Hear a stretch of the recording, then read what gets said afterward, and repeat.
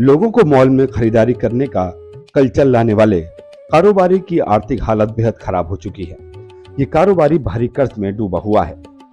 हालत यह है कि अब इन्हें मुंबई के सबसे पुराने मॉल को भी बेचना पड़ा है। हम बात कर रहे हैं फ्यूचर ग्रुप के मालिक किशोर बियानी के बारे में, जो अब महामारी के वक्त से ही भारी संकट में फंस चुके हैं। कर्ज संकट से जूझ रहे फ्यूचर ग्रुप के प्रमोटर किशोर बियानी ने अपने मॉल को बेचकर बड़े बकाये का भुगतान किया है। इकोनॉमिक टाइम्स की रिपोर्ट के मुताबिक फ्यूचर ग्रुप ने 476 करोड़ रुपए का वन टाइम सेटलमेंट किया है। कंपनी ने बंसी मॉल मैनेजमेंट कंपनी के लेंडर्स को 571 करोड़ रुपए देने का बकाया दिया है। यह रकम लेंडर्स के लिए 83% का बकाया वसूली है। रिपोर्ट के मुताबिक रहेजा कॉर्प ने मॉल को खरीदने की डील सोमवार को पूरी की। रहेजा कॉर्प ने बैंकों को सीधे भुगतान किया, जिससे बदले में मॉल कंपनी को ट्रांसफर कर दिया गया। ये मॉल मुंबई का सबसे पुराना मॉल है, जिसका मालिकाना हक बियानी परिवार के पास था। लेकिन अब रहेजा कॉर्प ने SOBO सेंट्रल मॉल को खरीद लिया है। मुंबई का सोबो मॉल कोविड के दौरान पूरी तरह से बंद हो चुका था।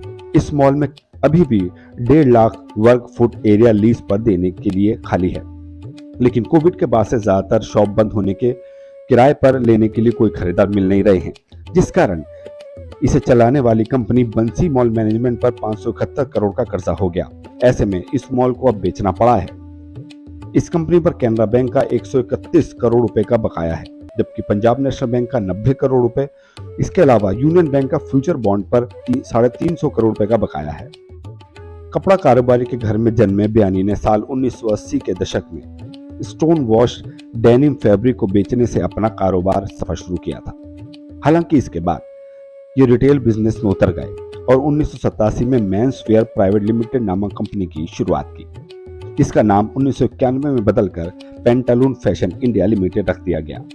साल 1992 में इस कंपनी का IPO आया, जबकि फ्यूचर ग्रुप के तहत 2002 में बिग बाजार की शुरुआत हुई, जिसे 2003 तक कई शहरों तक स्टोर्स के लिए फैला दिया गया।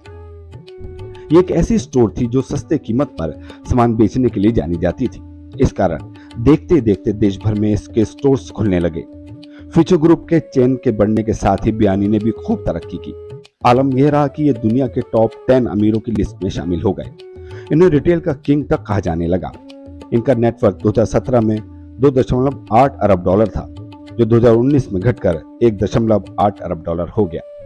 हालांकि इन पर संकट 2008 के आर्थिक क्राइसिस के बाद आया, जिससे उबरने के लिए बियानी ने पेंटालून में कुल हिस्सेदारी आदित्य बिरला ग्रुप को बेच दी। लेकिन इसके बाद भी फ्यूचर ग्रुप पर करीब 6000 करोड़ रुपए का बकाया था। 2019 तक ये कंपनी चलती रही और अमेजन से एक डील के दौरान कुछ हिस्सेदारी बेचकर कर्ज चुकाया गया।